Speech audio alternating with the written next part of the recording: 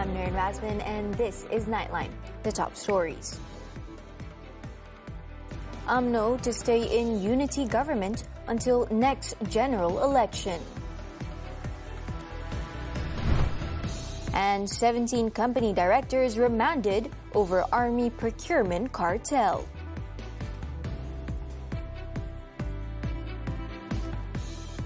Good morning. Amno and Barisan Nasional will continue to remain in the unity government alongside Pakatan Harapan until the end of the current term. Deputy Prime Minister Datuk Seri Ahmad Zahid Hamidi, who is also Amno president, said this has been the party's firm stance since entering into cooperation with PH ahead of the formation of the unity government in December 2022. According to Zahid, the matter was among the issues discussed at Amno's political bureau meeting on Monday, following a suggestion made last Saturday by Amno Youth Chief Datuk Dr. Muhammad Akmal Saleh for the party to withdraw from the unity government and move into opposition. Speaking to reporters after attending an event in Putrajaya on Tuesday, he said that no final decision was made during the meeting regarding Amno's youth's proposal. Namun ini mesti diteliti kerana saya mempunyai pendirian daripada awal. Parti juga mempunyai pendirian daripada awal. Kita tidak akan pernah melakukan tebuk atap pada kerajaan yang ada sekarang ini. Dan kita akan bersama-sama dengan kerajaan perpaduan ini hingga tamat penggal. Zahid also stressed that Amno does not wish to repeat past mistakes by forming alliances with opposition parties at this time. Without naming any political party, he said Amno will not allow itself to be betrayed by the same party again. Kita tidak mahu bernostalgia menggunakan apa-apa nama yang pernah dicadangkan dahulu. Dan kita belum memutamatkannya lagi. Itu sebabnya perincian penting kerana kita tidak mahu dipatuk oleh ular yang sama bagi kali yang kedua di tempat yang sama. Previously, Dr. Akmal had called for the revival of the now defunct Muafakat Nasional, a political alliance between Amno and PAS, in light of recent political developments in Perlis. In another development, Zahid said the bill to limit the Prime Minister's tenure to a maximum of 10 years or 2 terms represents a major reform in the nation's administrative system. The proposal was put forward by Prime Minister Datuk Seri Anwar Ibrahim himself during a special cabinet meeting on Monday and was approved unanimously. Ini adalah merupakan satu game changer yang pada hemat saya kita tidak mahu supaya seseorang Perdana Menteri itu terlalu lama. Artinya overstay his or her welcome. Ya, sebaik mana pun kalau terlalu lama ini akan menimbulkan kesan saturation, ya, saturasi. During a New Year's special assembly in Putrajaya on Monday, Anwar announced that the bill to limit the Prime Minister's tenure to a maximum of 10 years or 2 full terms will be tabled in the upcoming parliament session. The move forms part of the government's institutional reforms and is among its key agendas for 2026. Other bills expected to be tabled this year include measures on the separation of powers between the Attorney General and the Public Prosecutor, as well as the Ombudsman Bill and the Freedom of Information Bill.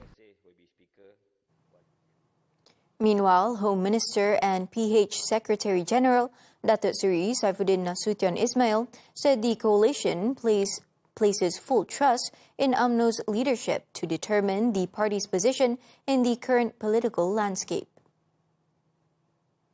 Saya mengikuti pengumuman yang dibuat oleh Presiden UMNO Datuk Zahid menyusul keputusan Biro Politik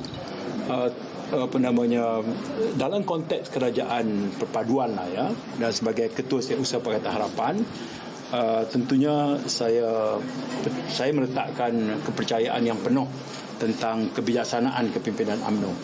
I have full trust on the wisdom of the Amno leadership tentang bagaimana memposisikan kedudukan mereka. Saifuddin added that throughout almost 3 years of the unity government, Amno has stayed the largest Malay party and continues to play a crucial role in ensuring political stability and the smooth administration of the country.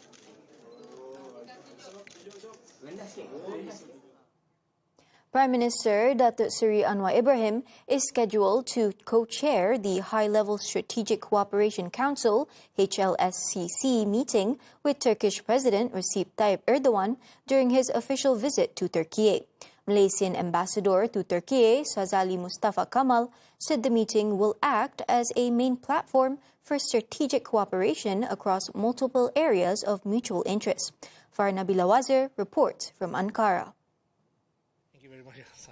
Sazali said that the meeting underscored both countries' commitment to strengthening bilateral relations in a more structured and comprehensive manner. Presiden Erdogan akan menganugerahkan the Order of the Republic kepada Yang Amat Berhormat Perdana Menteri semasa lawatan rasmi ini. Anugerah ini merupakan satu penghargaan yang tinggi yang akan diberikan kepada seorang pemimpin yang telah mendekatkan dan memperkukuhkan hubungan dua hala Malaysia dan Turki. On Thursday, Anwar is set to receive an official welcome from President Erdogan at the presidential complex, followed by a one-on-one meeting to discuss strategic issues and the future direction of bilateral relations. He will also deliver a public lecture and chair a roundtable session with around 40 Turkish companies to explore economic and trade opportunities. Anwar is accompanied by his wife, Datuk Sri Dr. Wan Azizah Wan Ismail, and several members of the cabinet, including Foreign Minister Datuk Sri Muhammad Hassan and Investment, Trade and Industry Minister Datuk Sri Johari Abdul Ghani. In 2024, Turkey emerged as Malaysia's third largest trading partner in West Asian countries, with bilateral trade reaching more than $5 billion. Farah Nabila Wazir, Ankara, Turkey, for TV3. The Prime Minister has conveyed his well wishes to Tun Dr. Mahathir Mohamad, praying for his swift recovery. In a social media post on Tuesday, Anwar said that he and his wife, Datuk Seri Dr. Wan Azizah Wan Ismail, are praying for Dr. Mahathir's health and well-being. It was reported earlier that the former Prime Minister was admitted to the National Heart Institute after suffering a fall at 7:30 a.m. at his home in Seri Kebangan, Selangor. According to his press secretary, Sufi Yusof, the 100-year-old statesman sustained a fracture to his right hip and is currently receiving treatment.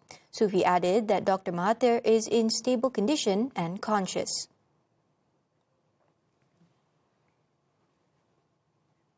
A total of 17 company directors have been remanded for 5 days until Friday to assist in investigations into a procurement cartel involving the army.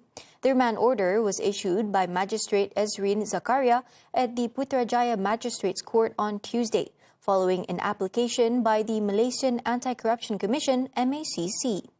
According to the graftbuster, the suspects comprise of 9 men and 8 women, aged between 20 and 60. They were detained between 8:30 p.m. and 11:30 p.m. on Monday, while giving statements at the Commission's headquarters in Putrajaya.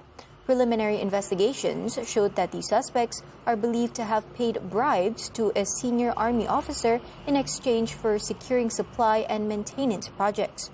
MACC Investigation Division Senior Director Datuk Zainul Darus confirmed the arrest and said the case is being investigated under the MACC Act. The Army remains united and resolute in ensuring the nation's readiness and defense remain secure despite the current challenges it faces. Newly appointed Army Chief General Dato' Azhan Muhammad Othman urged all members of the force to stay calm in the face of any situation and to continue performing their duties professionally at all times. Commenting on several controversial allegations currently affecting the military, Azhan said all army personnel must remain focused on their core responsibilities and must not allow isolated issues to affect discipline, harmony or national security. Kepada semua anggota-anggota tentera, saya mohon semua bertenang. Saya percaya keadaan ini kita boleh kawal. Sebenarnya apa yang berlaku tu mungkin adalah sebagai kecil ataupun pada terpencil.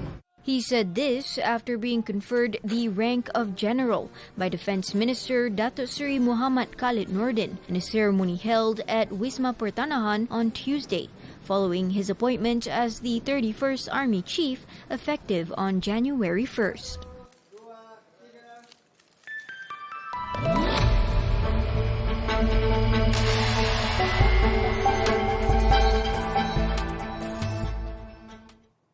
Now, small and medium enterprises, SMEs, will receive 2,000 ringgit for each intern hired under Talent Cooperation Malaysia's SME Industrial Training Matching Grant, LIKES. Human Resources Minister Datuk Seri R. Ramanan said the incentive will be dispersed from March 1st, with funds paid to companies within 14 working days. Program ini melibatkan dana sebanyak 30 juta untuk 3 tahun dan akan memberi satu manfaat bagi pelatih tempatan sebanyak 25,000 orang. Ramanan said this after his first official visit to Talent Corp's headquarters in Petaling Jaya on Tuesday. He added that the LIKES approval process has now been shortened to 14 working days compared with 90 days previously. Meanwhile, the minister also said the government is stepping up efforts to attract Malaysians working overseas to return home by offering high-skilled job opportunities with competitive wages. The initiative now forms part of a broader strategy to build high-value industries and strengthen Malaysia's international competitiveness. Bank Negara Malaysia, BNM, has provided 6.4 billion ringgit in funding to support SMEs this year. The allocation includes an additional 2.5 billion ringgit in funds. The move was announced following the Prime Minister's New Year message on Monday, which emphasized the importance of strengthening SMEs. BNM said that the funds are intended for working capital and capital expenditure needs with a focus on first-time borrowers. The injection brings the central bank's total funding to 34.9 billion ringgit. To date, 32.4 billion ringgit in concessional financing has been channeled to the micro and small enterprise segments. BNM will also expand support through a financing guarantee scheme with a target of 10 billion ringgit in collaboration with credit guarantee agencies and financial institutions. Malaysia's residential property prices are expected to rise by a modest 1 to 2% this year.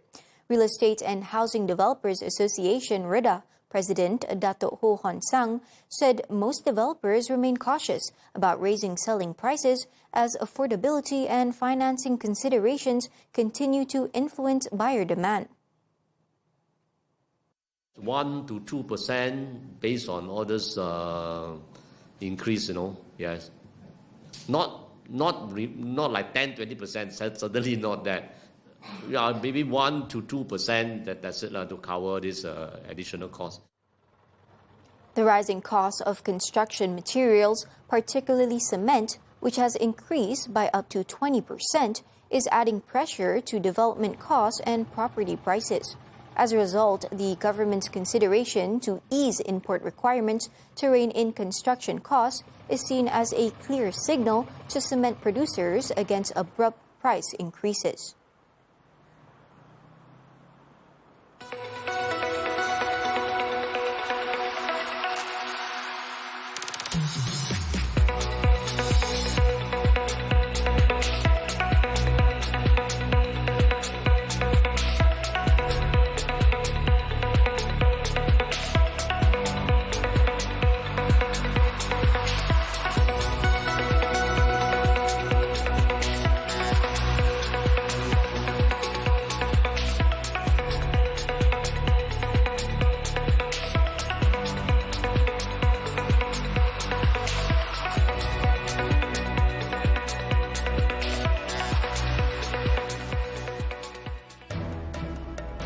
Fatal UNISA crash. Suspect suffers from depression.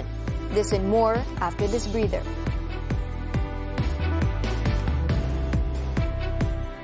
Dulu tak doyong 17 tahun dulu. Asalallah. Saya dah lama tak tengok legend kita kembali. This movie brings a lot of memories. For me, the best part of the movie definitely probably was the auction. It's like untuk tontonan the full family. Ada kumpulan zero dalam doyong rasa.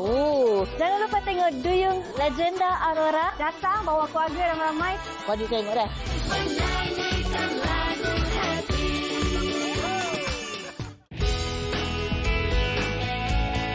Ish, itu tak boleh, ini tak suka, sana tak selesa. Susah lah orang yang cerewet tak bertempat ni. Dulu nak makan lemang dengan ketupat kena tunggu raya tau. Sekarang hari-hari boleh Syira menu sepanjang tahun. Awak seminar hari tu rupanya bukan pakar sebenar. Berhati-hati motivasi atau dimanipulasi. Seronoknya mengandung bila semua yang kita idamkan dapat. Mengidam ke mengada? Jangan berkira dalam rumah tangga. Takut tergadai bahtera cinta. Semuanya di WSI TV3 dan stream sekarang melalui Tonton.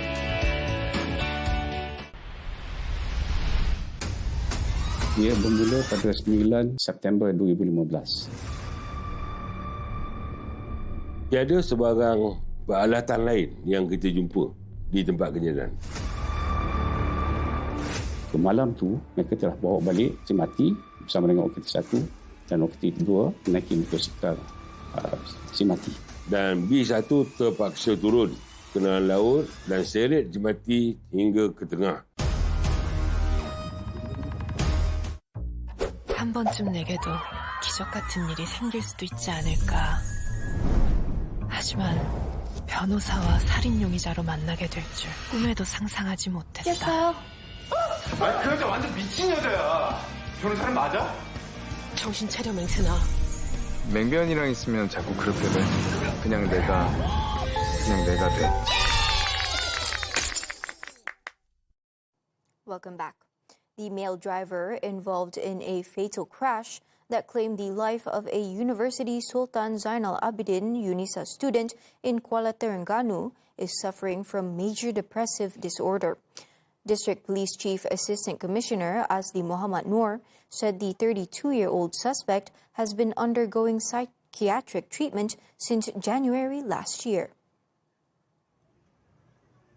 Asli also dismissed claims that the suspect had died, saying the man suffered a fracture to his right arm along with other injuries and is currently receiving treatment at Sultanah Nur Zahira Hospital. He explained that checks with the Road Transport Department showed the car driven by the suspect belonged to his younger sibling and was not a stolen vehicle, contrary to claims circulating on social media. Police investigations also revealed that the suspect was believed to have broken into a parked car at Sultan Ismail Nasiruddin Shah Stadium prior to the crash, stealing several items, including 200 ringgit in cash.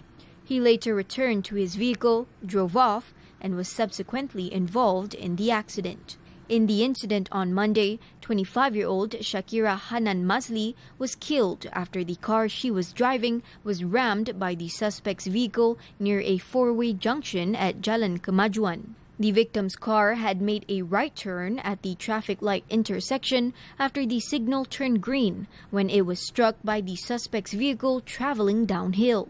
Shakira's remains were laid to rest at the Kubuh Besar Kuala Bedah Muslim Cemetery at 12:30 a.m. on Tuesday. The Kuala Lumpur Customs Department has seized thousands of illegally imported adult toys and micro-mobility vehicles in two separate raids in Selangor. According to its director, Wan Norizan Wan Daud, the total value of the seizures amounted to 1.05 million ringgit. In the first raid on September 30th last year, about 800,000 ringgit worth of adult toys were seized from a warehouse in Taman Perindustrian Putra Puchong. Checks revealed a total of 18,140 adult toys of various types and brands intended for online sale and believed to have been imported from a neighboring country. A man in his 30s, believed to be the warehouse owner, was detained to assist investigations. In another raid on November 20th, customs officers seized a container from Northport Port Klang carrying 373 micromobility vehicles. The haul included mopeds and electric scooters valued at 154,626 ringgit, with unpaid taxes amounting to 93,940 ringgit. Initial investigations found that the goods were imported from China in dismantled components before being assembled locally.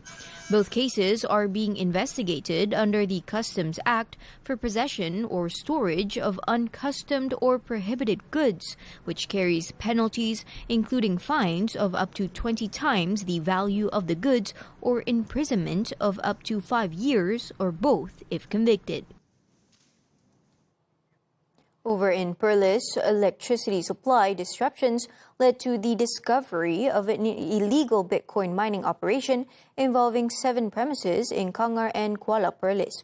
It was found that these premises siphoned off electricity worth more than 15.5 million ringgit from Tenaga Nasional Berhad TNB. State Police Chief Datuk Muhammad Abdul Halim said the integrated operation carried out last Wednesday with support from TNB and the Fire and Rescue Department resulted in the arrest of a 19-year-old man. Inspections revealed that all 7 premises were illegally connected to nearby power lines. The premises are believed to have been in operation for between 3 months and 1 year. During the raids, authorities also seized 259 Bitcoin mining machines, 59 computer blowers, 5 laptops, 10 Wi-Fi devices, and various other electronic equipment. The suspect was remanded for 2 days until January 2nd before being released on police bail. National shuttlers off to a flying start at home. The details when Nightline returns.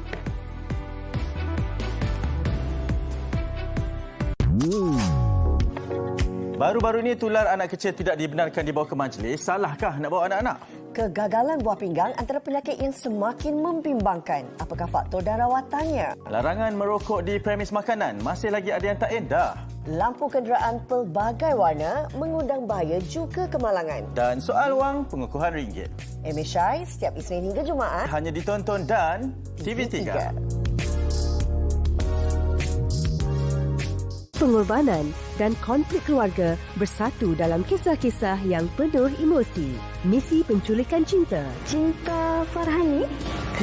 Kerana terpaksa, aku relakan. Who are you? Kakak. Itu je yang kami adik-beradik boleh tolong. Carlisa. Adik! Bukan wanita sempurna. Nampak lain. Hanya di slot wayang setiap Jumaat 1:30 hari di TV3 dan stream juga melalui Tonton. Macam mana Aira boleh terfikir yang Aira nak serahkan abang pada orang lain? Aku tak nak kawan dengan kau. Sebab kau tadi...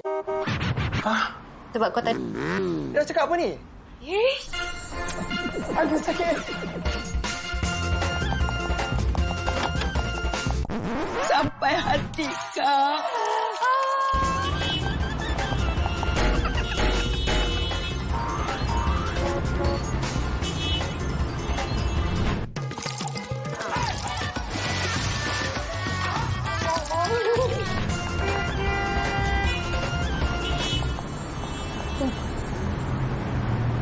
Oh, tak nak kawan dengan abang sebab tak ada tonton ke?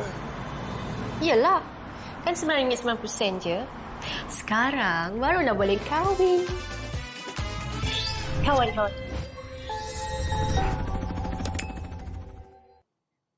On to the foreign front. Thailand's army on Tuesday said Cambodia has claimed that a new strike was an accident after a Thai soldier was wounded in a mortar attack in a disputed border region. The Thai military accused Cambodian forces of firing mortar rounds into Ubon Ratchathani province, wounding 1 soldier who was evacuated for medical treatment. The incident initially raised concerns that Cambodia had violated the 10-day-old truce, prompting the Thai military to warn that repeated errors could force Thailand to take defensive action. However, the Thai army later said Cambodia had reached out to explain that the fire was unintentional and resulted from an operational error.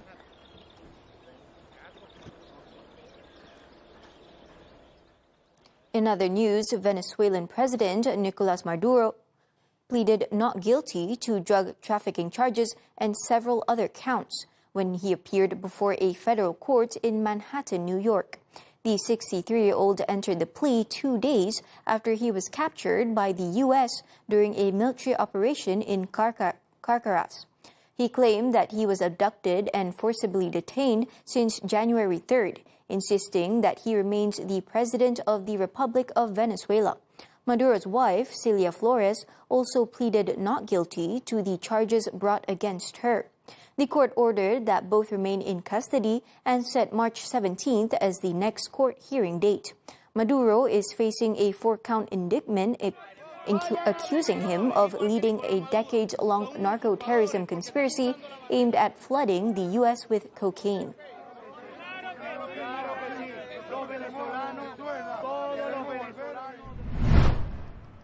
Meanwhile, the Venezuelan parliament has appointed Delcy Rodriguez as the country's interim president.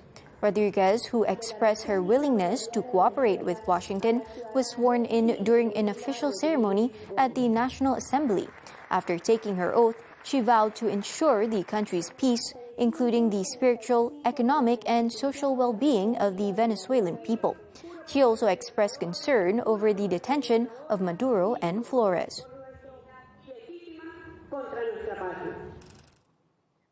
The death toll from flash floods and landslides that struck Indonesia's North Sulawesi province early Monday has risen to 16, with 3 people still reported missing.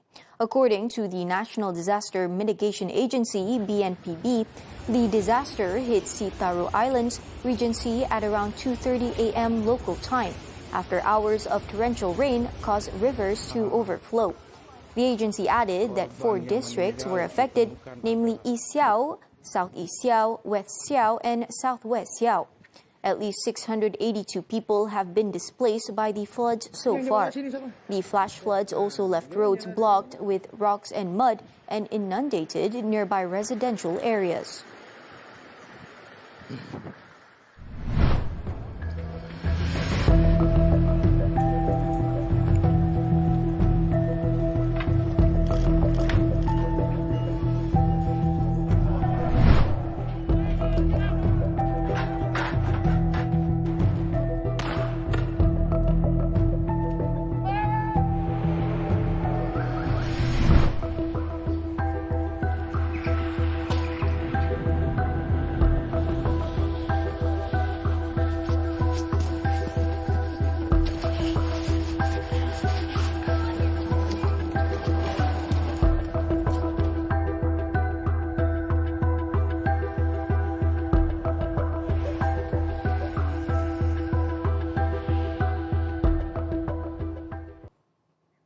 Turning to sports now, badminton, the 2026 Malaysia Open.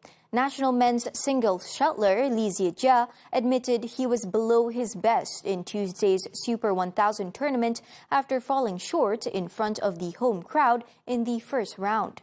His long-awaited return ended in disappointment as he continued his search for a first victory in 10 months.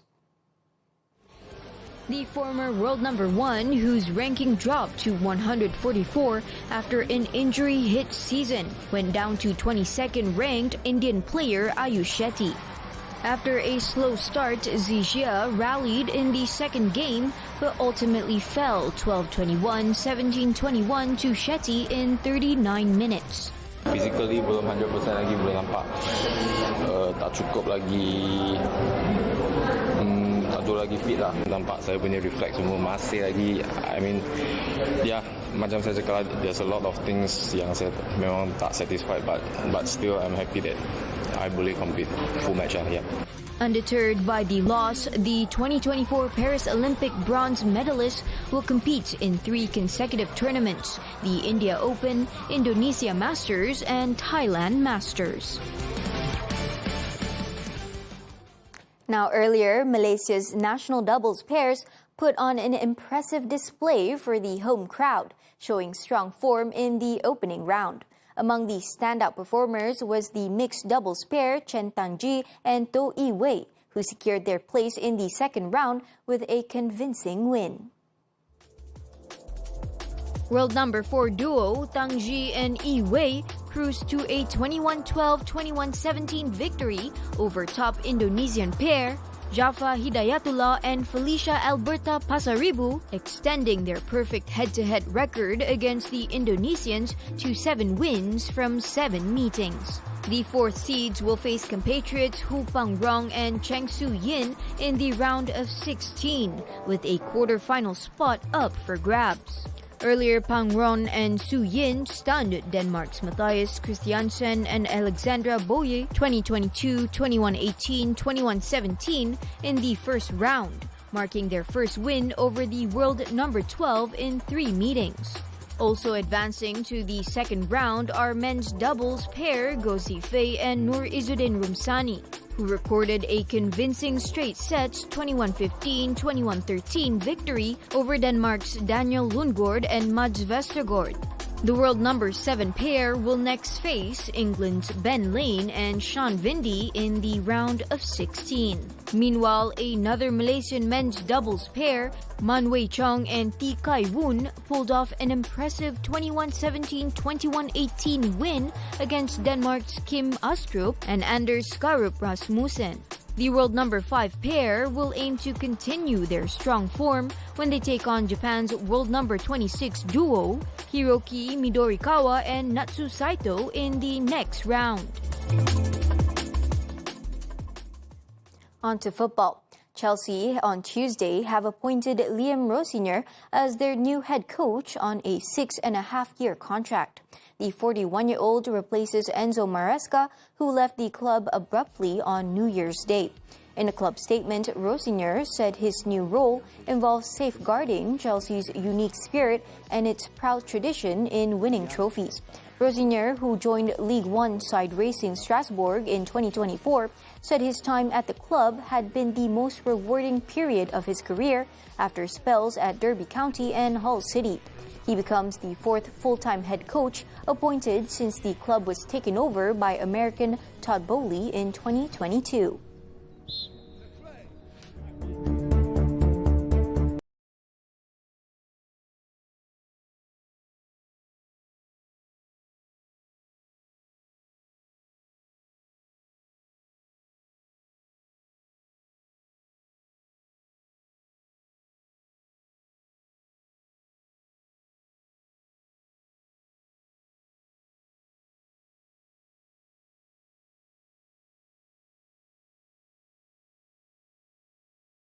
Nightline this time around.